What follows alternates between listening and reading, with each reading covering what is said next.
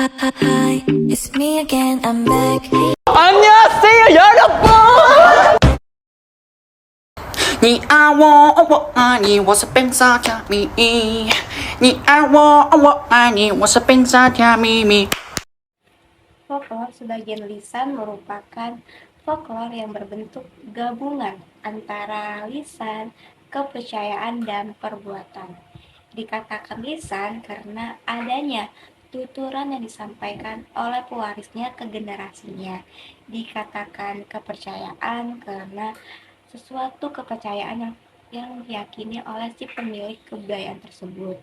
Dan dikatakan sebagai perbuatan karena adanya sesuatu yang dikerjakan dari kebudayaan tersebut yang telah diwariskan oleh nenek moyang mereka dan harus dilakukan oleh mereka. Dan bentuk-bentuk folklore sebagian lisan ini terdapat ada 4 bagian, yaitu yang pertama itu ada pesta rakyat dan ritual upacara adat. Mereka saling dimana semua ritual upacara adat ini selalu dibarengi dengan adanya pesta rakyat.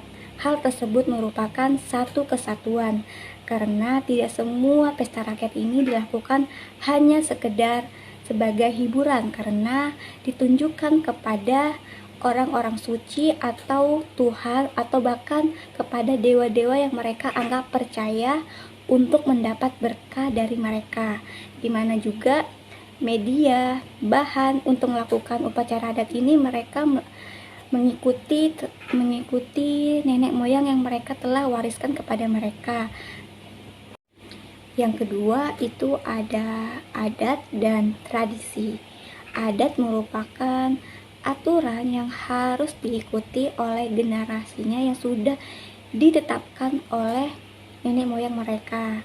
Dan sedangkan tradisi ini suatu kebiasaan yang dilakukan oleh nenek moyang mereka dan diikuti oleh generasinya secara berulang-ulang, sehingga kita bisa katakan sebagai adat istiadat. Nah, adat istiadat ini merupakan aturan yang harus kita ikutin dan sudah menjadi kebiasaan kita.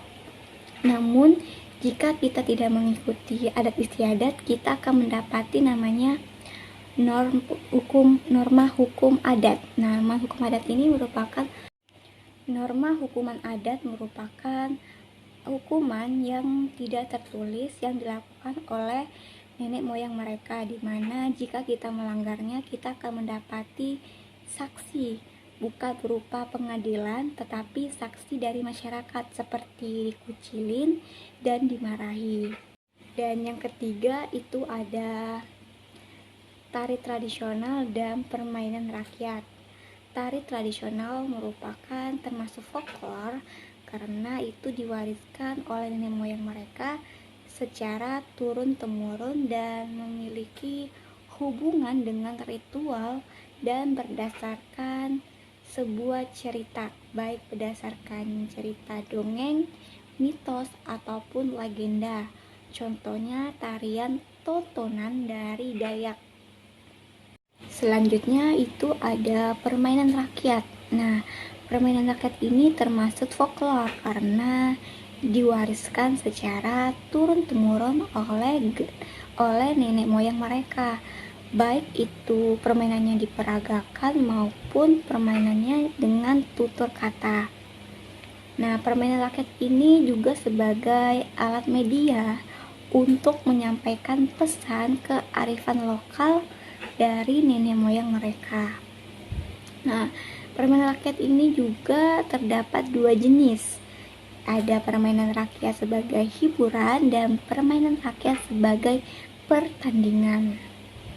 Dan yang keempat itu ada kepercayaan dan tahayul. Kepercayaan dan tahayul ini merupakan sama-sama tentang kepercayaan kepada hal-hal yang mereka anggap suci dan menganggap mereka itu bisa mengabulkan semua permintaan mereka. Kepercayaan dan tahayul ini merupakan sesuatu hal yang mistis karena mereka percaya kepada hal-hal gaib yang diwariskan oleh nenek moyang mereka. yang dianggap itu membawa keberuntungan bagi mereka. Jadi mereka itu percaya, namun itu tidak tidak tidak tidak masuk akal, guys. Ya, mereka percaya itu